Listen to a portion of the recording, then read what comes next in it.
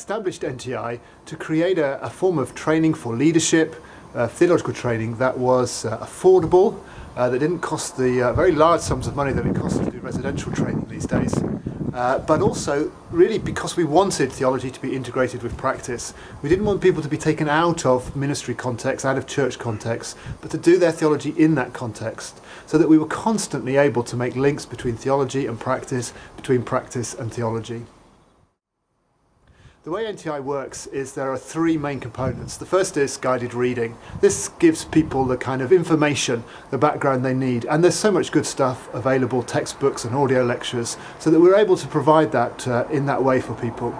But also we have 2 residentials a year, a week long, where students come together, and we have very intensive time of lectures with visiting speakers, introducing the topics for people, and learning together, praying together, worshipping together. And then the final element, which I think is the real genius of NTI, is we have monthly seminar days where we take a subject. Sometimes it's a very practical subject like work or marriage. Sometimes it's a more theological subject like the sovereignty of God.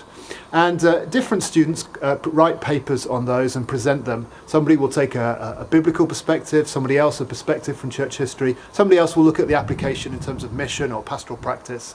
And so we work through the issue together throughout the day. And then students through the year will write papers in different disciplines, sometimes biblical studies, sometimes missiology, sometimes church history. So they get the discipline, the practice of working in all of those different areas.